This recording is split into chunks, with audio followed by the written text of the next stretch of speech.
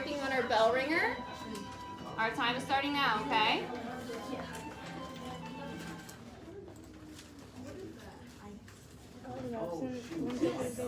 Yes. So I'm gonna show you. Let's go. Hush, the recording's on soon. Okay, make sure we don't reference that we're recording. But yes. Okay, so anytime we're absent, you can go to daily overview here, and it's gonna outline what we did. Okay, so you said Wednesday, so that's when we're working on the packet that they're doing right now. And then we started reading the Escape from Alcatraz. We did the during reading slides, and then we didn't actually finish reading because we had drills and stuff. We're gonna finish today. So what you need to do is you'll go to like your copy of the article, and then in your digital notebook, you don't have to submit it or anything, but we did the during reading slides. So you'll want to get caught up on that. If you have any questions, we can work on it now. Okay, or email me. Okay.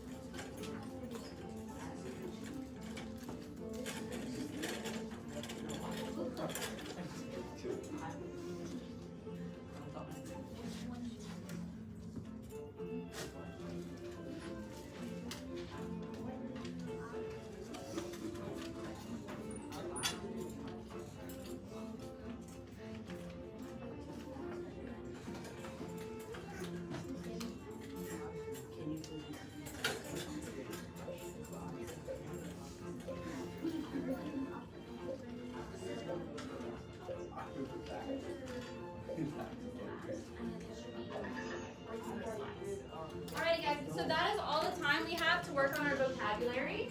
So what I want to do is go ahead and put those packets away. Remember, they will be due Friday. Now you need to get out 2 tabs on your Chromebook. You're going to open up your article, Escape from Alcatraz, and your digital notebook, Escape from Alcatraz. Okay, so we should have those 2 tabs open. I'll give you about a minute.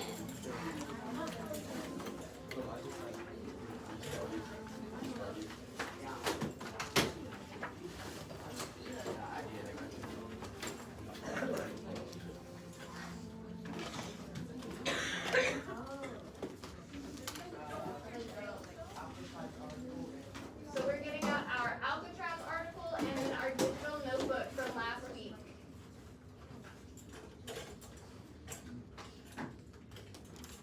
So for your digital notebook, and remember, make sure that you're using your copy of the article that you made last week that already has your annotations from last week on it. Yes, sir. I still can't figure out what to do. Do you, after class, I can literally just do it for you and go through it together. Okay, because yeah, we'll get that updated for you. Okay. Now, we did not finish the article. We had the drill, right? So we were slightly behind my other classes. That's totally fine. So we're going to start with a bitter surprise. Now, up until this point, we should have been annotating, highlighting. Remember, as we read today, you're going to add at least 2 mood emojis. We're going to make sure we're highlighting important parts and that we're adding comments, at least 2 comments a page, right? They don't have to be full sentences. We are going to read with butter. Remember our expectations with butter, though. We're not going to check butter. Butter's our friend. And we say the name of the person who wants to read next before we talk, right? Okay. Who wants to start reading with butter? Max, I'll start your hand up first. Make sure we're all at the heading of bitter surprise, okay? Go for it, Max. The most notorious felons couldn't be Alcatraz. Not even gangsters like AI Scarface. Al Scarface Capone. So many, Capone symbolized the collapse of law and order in the 1920s. He made millions running illegal gambling and alcohol selling operations in Chicago. He was said to have murdered at least a dozen people. Capone was used to having power, and he was proud of his reputation as a big shot. He figured out he'd be able to pull strings and get special privileges at Alcatraz, just as he had in other prisons. As soon as he arrived, Capone met with Warden Johnston. I have a lot of friends, he told the warden. I expect to have a lot of visitors. Capone was in for a bitter surprise. He was allowed to see family, but not friends or fellow gangsters. Every prisoner at Alcatraz was treated the same, even Al Capone. Eventually, Capone had to admit Alcatraz has not been lived. Who wants to read next? Landon. Okay, so we're at the mystery now. The 1962 escape continues to fascinate the public. Scientists have studied the tides and currents from that night and found that the men could have made it to shore if they had left between 11:30 p.m. and midnight. More than 50 years after the escape, one U.S. Marshal is still investigating the case. Okay, let's pause for a second. Landon, you can keep reading 1 minute.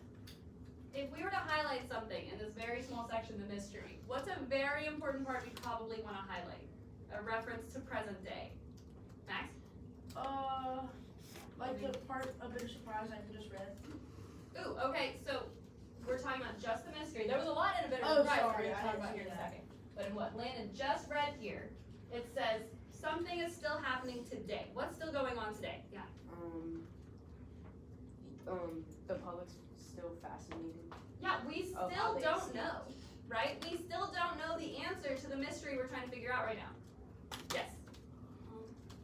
More than 50 years after the escape, one U.S. Marshal is still investigating. Absolutely. So even today, 50 years later, a U.S. Marshal is still investigating to find out for sure if they made it or not. It's still a mystery. So if I were to highlight, add a comment, anything, I would definitely do that there.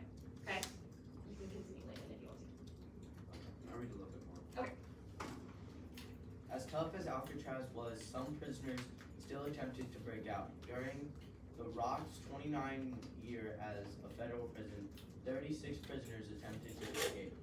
23 of the men were caught, 6 were killed, and 2 drowned. 2 others were never found, but are assumed to have drowned. That leaves 3 men, Frank Morris and John and Clarence Anglin. After the night of June 11th, 1962, they were never seen again. Okay. Who do you want to pass it to? Someone who has not read yet. Trade it.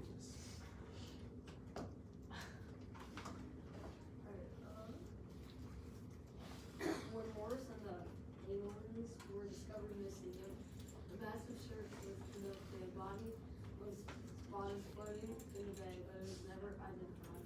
According to some records, records, that was found on nearby Angel Island.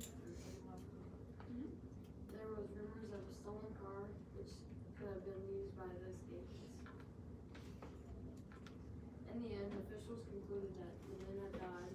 Powerful currents in the bay could have dragged their raft out to sea. Even within the bay, survival would have been unlikely, and had the men gone overboard in the frigid water, they would have quickly Succumb. succumbed to hypothermia, or had their makeshift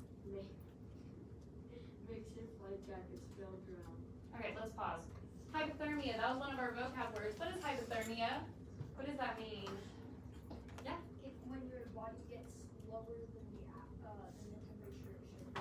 Yeah, absolutely. You basically like freeze to death, right? So the waters were so cold they could have froze to death. Okay, Craig, pass it on to one more person.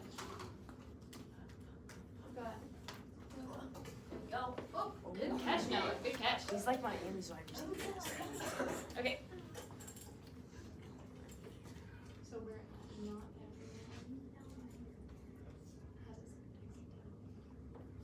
Not everyone had accepted the officials' conclusion. Through people have specialized about the fate of Morris and the Anglins. For the signs to there has been many reports citing the family of Anglin brothers. brothers insisted that the men made it out and ended up in Brazil in 2003. Joe Mythbusters Mythbusters. did the escape from and die as possible that the man made it to shore, but nothing has been proved. Do you want to read our last little line right there? What do you think?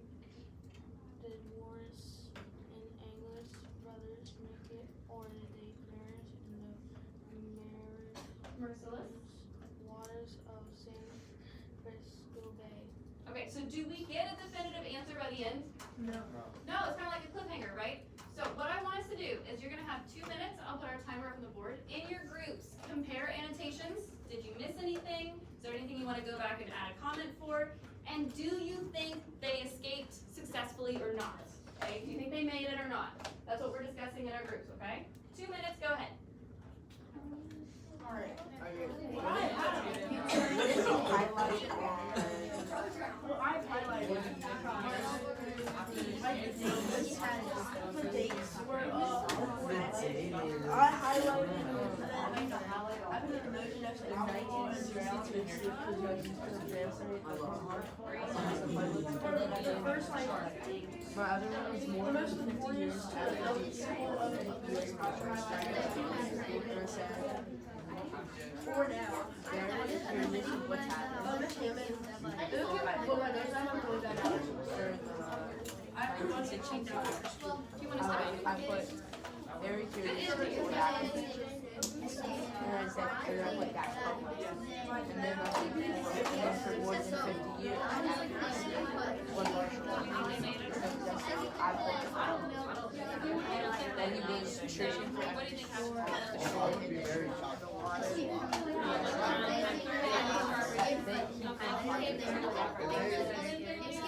And then I said, during the escapes, I said, I did during the rocks, 90, I mean, 41 years ago. Yeah. Yeah. 36 I think they survived, but I think they just I said 23 there, college 6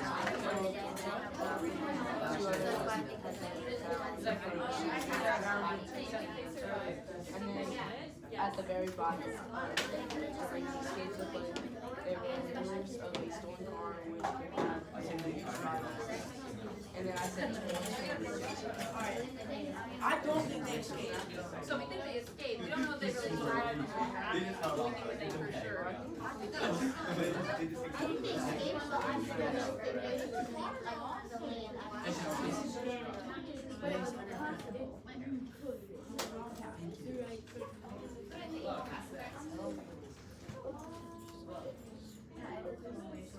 Okay, guys, 5, 4, 3, and I put high consider me because it's 1, 0. So, what do we think? First of all, it ends in a cliffhanger. So raise your hand if you think that they died, they drowned, they did not make it in their escape route.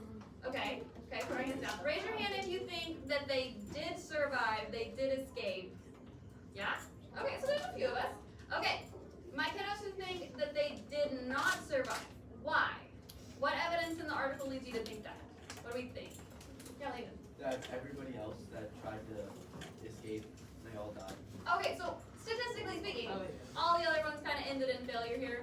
So we think that they did too. Okay, Max? Kind of like what Landon said, like, in Darren escapes, it says, like, the 2 others, like, that tried to escape, or 36 did, but 2 were soon got drowned, and, like, we don't know about the others. Yeah, So, yeah. like, So none of the others made it. Why would they make it? Yeah. I was thinking just like they probably were drowned or froze to death in the cold water. Yeah. The conditions of the ocean were not exactly safe, right? They could have died of hypothermia, said it was shark-infested waters. Also a very long way that they had to paddle in a, what was their raft made of again? Life jackets. Yeah, so they made life jackets out of raincoats and things, right? So not super durable there, right? Okay, now my kiddos who think, yes, they did escape, they were successful. Why do we think that? Because you also have evidence there. Yes. It's like, wouldn't their bodies have been found if they died, like with all the other ones? Yeah, that's very true. Bodies weren't found. Okay. Like she said, and then when the Mythbusters read it, it said it's possible, so under the right circumstances, they would have been. So yeah, it says in the article the Mythbusters did try to prove could they have made it, and they said yes, there was a margin of chance there, right? They could have. Okay. Anybody else want to share? Do we see now why why it's still under investigation though? Do we have enough evidence? I know, I've been doing it all day. Do we see why it's still under investigation here though? Yes? Yeah. If they couldn't find their bodies, maybe like a shark ate them. Ooh, okay. Maybe that's why. Also, the ocean's really big, right? Really hard to find bodies. Okay. Real quick, as far as our annotations go, what were some mood words that we highlighted? We read 2 sections here. We learned about Al Capone, and then we learned about how they could have survived. What were some words that showed mood? Yeah, Max. So I don't really know if it's mood, but like, it says like Capone was in for a bit of surprise. He was allowed to see family but not friends or fellow gangsters. Every prisoner at Alcatraz was treated the same, even Al Capone. Eventually, Capone had to admit Alcatraz has got me licked. And like, it's never done that before. Yeah. So how is Capone feeling there? Scared, kind of. Scared, right? He came in feeling like, big ego. He thought he was going to run the place, but then by the end he realized, no. I would absolutely highlight that first shift in mood for sure. Yeah, Caitlin. This is random, but in the paragraph that you're like right there at the top, Yeah. it says the powerful currents in the bay have dragged their rafts out to sea. So I don't know, like that was intense. Ooh, intense. They could have. Yes. So the mood there is very intense when they're trying to escape. Absolutely. So we're going to talk a little bit more about word choice. We've been talking a lot about these mood words, how they create tone. Now we're going to take it a step further, okay? Some of this should be a review from last year. We're talking about sensory details, okay? Now, does anyone already know what are sensory details? What are details, first of all? What's a detail in an article or in a story? Yes. It's kind of like a fact about something. Okay. Facts could be details, Trey. Like a description. Description, right? They're going into detail, they're describing it thoroughly, but sensory. Now we're adding the word sensory there. What does that make us think these details are specifically? Yeah. Might make us feel something. Oh, okay, so you're engaged, you're immersed in some way, right? Because we're using our senses here, okay? So when authors use sensory details, they're activating our senses. We're going to talk about how that shows author's perspective, okay? So can someone read first? What are we learning? What are we learning today? Trey. How to identify word choice that creates sensory details. Perfect. And why are we learning this? Yes, go for it. To understand how word choice can create effects on mood and tone. Perfect. And how will you know when you learn it? You one more person, Landon, thank you. When you can analyze author's perspective through the author's craft, including word choice. Perfect. So we're talking about author's craft, and we're talking about sensory details, how they create those effects. Same thing like with mood and tone that we've discussed before. So what is author's craft? First of all, this might be new for us, okay? Author's craft is a unique way an author writes. So you guys are all developing your own author's craft right now. None of us write exactly the same way, okay? So my examples, I have 4 very different authors here, and you see 4 very different writing styles. Okay, first we have our author of Diary of a Wimpy Kid. Very straightforward. I'm pretty much one of the best people I know. So writing in very simple sentences, right? Then we have my favorite author, Tolkien, Lord of the Rings, my favorite. So there's one ring to rule them all, one ring to find them, one ring to bring them all, and in the darkness find them. Ooh, very creepy, right? Rhymes. Very different writing style. Then we have The Outsiders. You guys read that last year. Yeah. This is one of my favorite quotes. Maybe the 2 different worlds we lived in weren't so different. We saw the same sunset. Okay, so we have some figurative language there. And then we have good old Shakespeare. So Shakespeare writes obviously very different than a Diary of a Wimpy Kid book, right? So this above all to thine own self be true, and it must follow as the night the day. Thou canst not then be false to any man. Does that sound like a Diary of a Wimpy Kid book? No.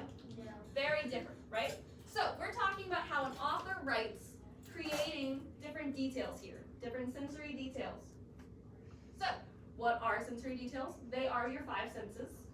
And when you write using the 5 senses, what kind of effect does that create versus like really boring text? We're going to talk about it. This is an example of text with no sensory details. Can someone read our plain example of building a sandcastle? Someone who has not shared. Is our hand out? Do we want to read? Thank you. Wait, guys, so The plain example. okay, building a sandcastle is what you do at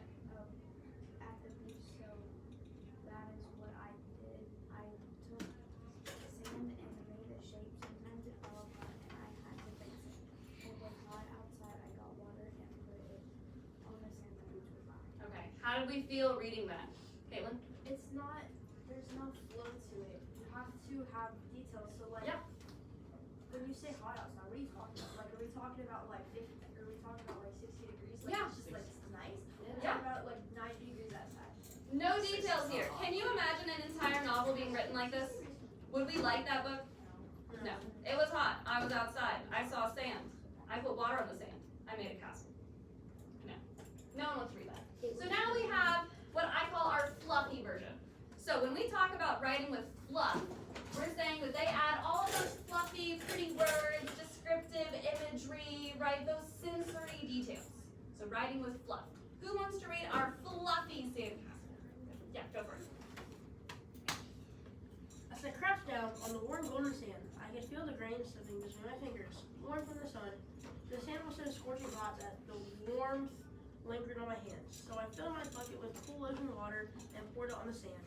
With each handful of damp sand, I carefully sculpted towers that appeared perfectly smooth. The salty breeze brushed against my face, carrying the faint scent of the ocean. As I took a moment to admire my magnificent castle, adorned with tiny seashells glistening like jewels in sunlight, I could hear the light laughter of other children playing in the crashing waves, filling the air. Good job. Okay, what sensory details do we see here? What are they feeling or smelling or sensing? Yes. What do we got? The warm sand and the sun. Feeling the warm sand. What else? Okay, Kids laughing. kids laughing. Do we have a hand for it? Yeah. They like to hear the waves and stuff. Hearing the waves. Yes. The cool ocean water. Cool ocean water. Can someone give me an example of the fluff? Writing with fluff.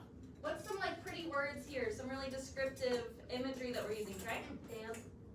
Okay, damp sand. We're describing the sand there. Okay, yes. Glistening. Glistening. Yeah. Golden sand. Oh yes, golden sand. Okay. Salty breeze. Salty breeze. Yes. Oh, magnificent.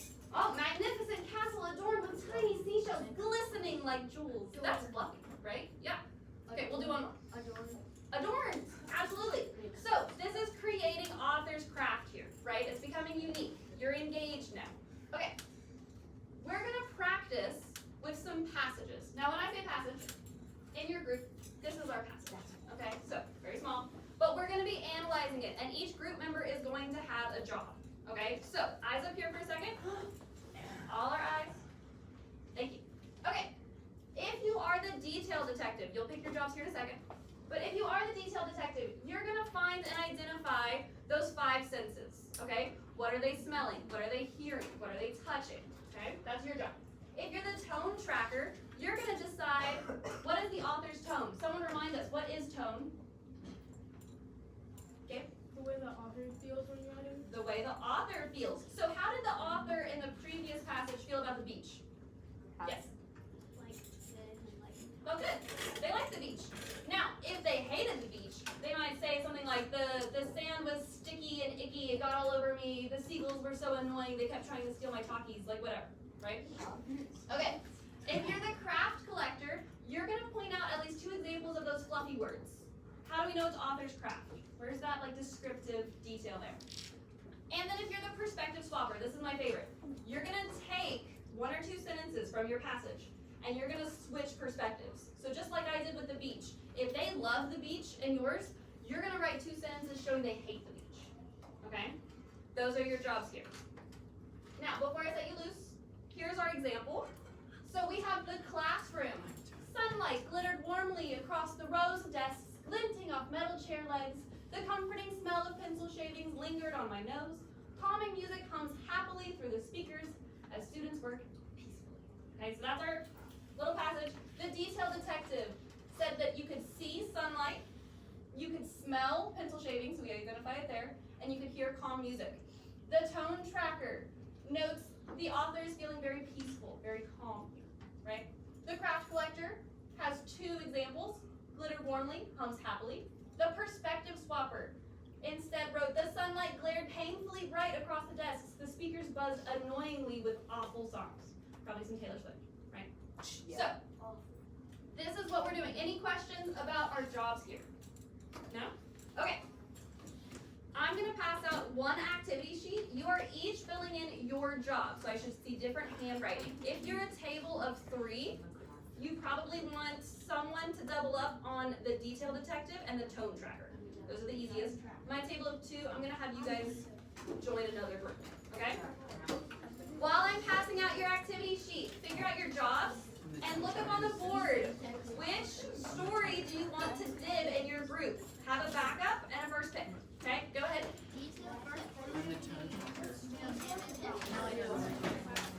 Okay. So I'm gonna assign your jobs. So do what? Put your names in these boxes.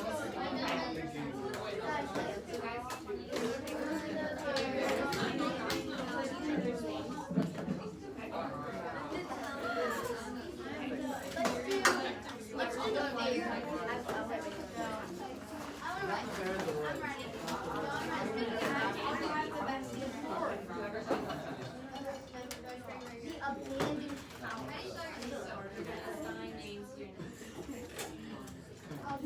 Wait, did we get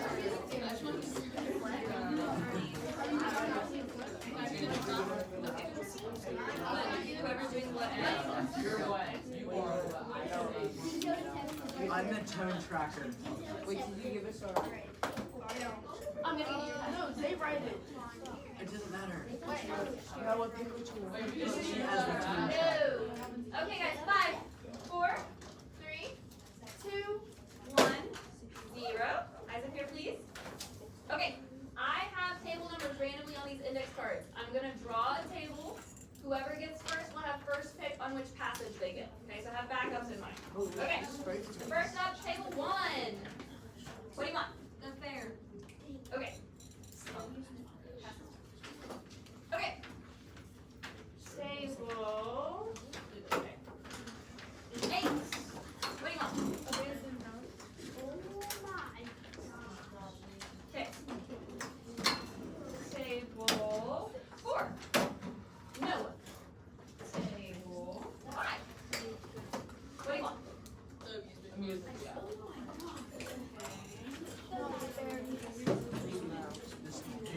Okay. Table 7. The woods. Okay. Table 3. I guess this... Which one? The storm? Okay. It's a tubial. I wonder what...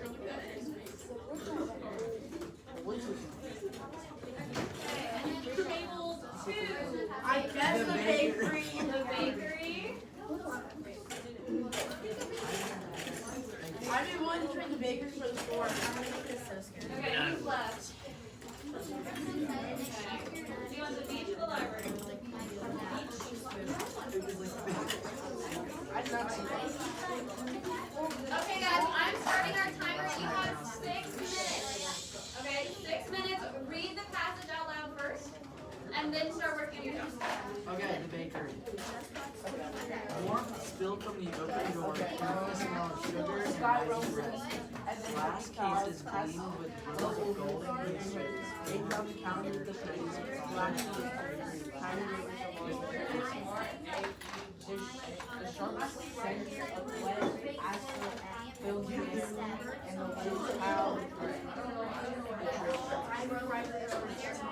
I mean, at least you can read it. Okay. Here, let me write my part. Or At least you can spell, like, not the best. Alright, hey, you're first. You're first. I'm writing.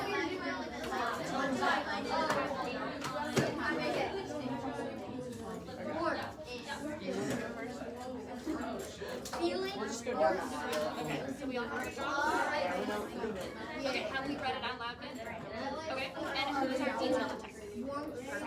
Okay, so what details do you see? So you're hearing I'm gonna write my thunder. part.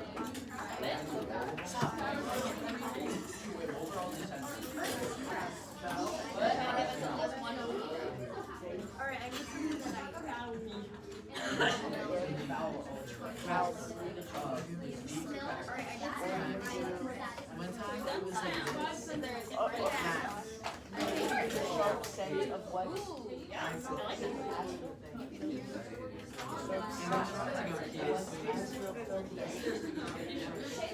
Can you relate?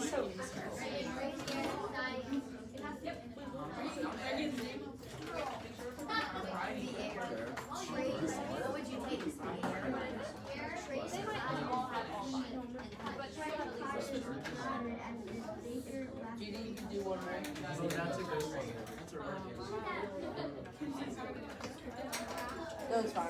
We don't have it. It's just another sound. Yeah, I have two. Okay, tone tracking.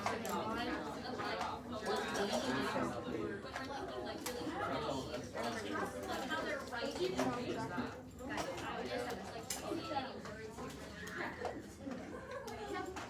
What about like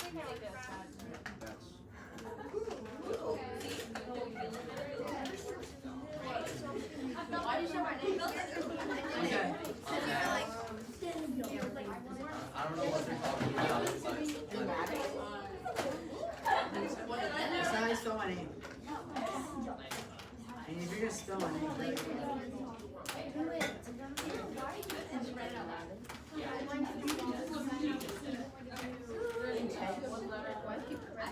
okay, so like the mood is like happy,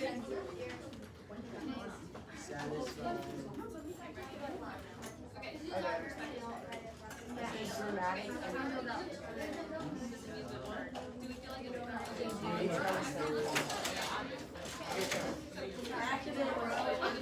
Alright. Neal, you're next. Said what? Said what?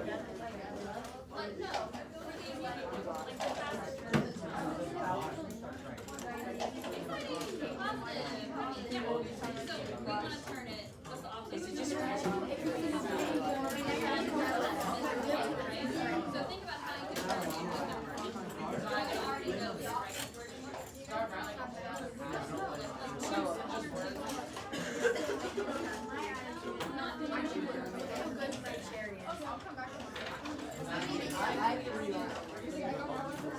Okay, how are we doing? Good still? Yeah? I just wrote my words big because it's just Really good example. Do we have one more example of like off from scratch?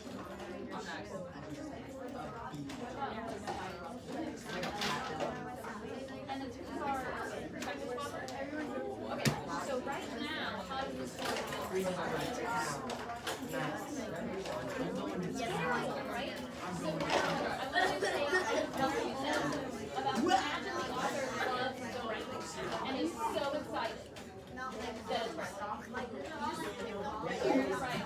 One or two sentences about that. Think of like what are things you can think of when we're talking about how much we love hearing? It's not. Ooh, okay. So now we can have like a relaxing day, hearing I have the worst job. right? Max.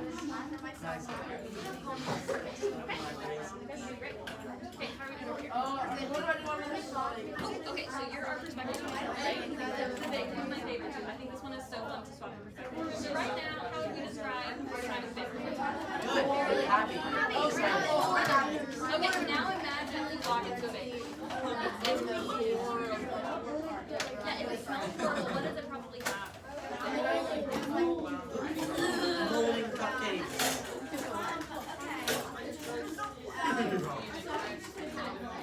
Max, do you look like I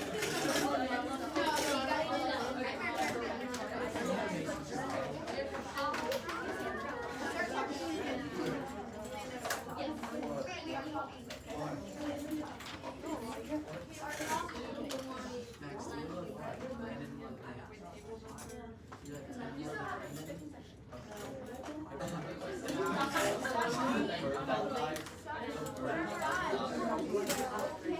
like you Mine's called Trying to make it. Okay, guys, 5, 4, 3, 2, 1, 0. So you guys are doing awesome. Make sure that we have all of our names on that paper. I will take it up at the end of class. But before we move on, can I have 2 volunteers who might want to share their perspective swap? Max? Okay, so first read our original passage. What was the first one? And then read how you swapped it. So the original one was warmth spilled from the door, carrying the smell of sugar and rising bread. Glass cases gleamed with rows of golden pastries on the counter. Trays clatters as the baker watched the customer. Okay, so we have a nice bakery. Okay, now how did we swap that?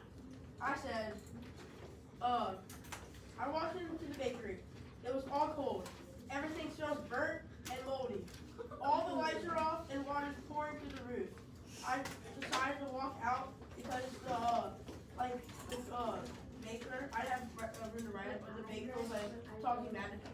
Ooh, okay, yeah, what a terrible name. Okay, we want to share ours?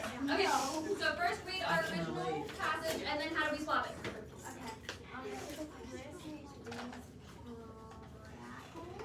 Underfoot scattering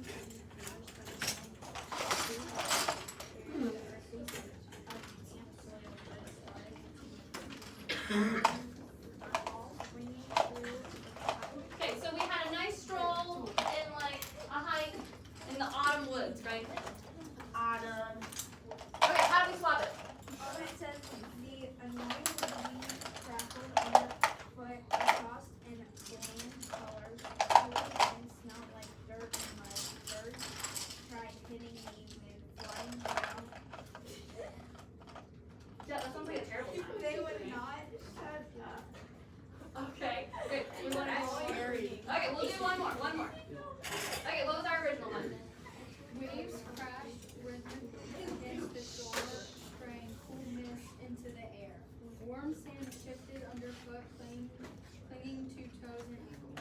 The salty breeze carried the cries of seagulls swooping over. Okay, and then how do we swap it? The waves crashed annoyingly, with salt getting into my eyes as the hot sand gets all in my shoes and hair. The sun painfully beats down on my shoulders. Yeah, that's the worst, right? Getting a sunburn and salty ocean water. Okay, so eyes up here, please. We did great with our sensory details. Now we're gonna apply it to our escape from Alcatraz. We will not finish this slide necessarily today, but I want us to start it with our last few minutes. You're gonna go to slide 17 here in a second. First, eyes up here, so we know what we're doing, okay? So it says in the first paragraph of harsh punishment, that is a heading in our story, so you're gonna find that section. What sensory details does Hopkinson, our author, use? What's the effect of these sensory details? What do they help you imagine or understand with author's craft? Okay, think mood, tone, how does it create that? Now, you need to write this as a short answer, which means multiple sentences and at least one piece of text evidence showing some example of author's craft and those sensory details, okay? Okay, go ahead and get started. This is an independent short answer, so we're just working and writing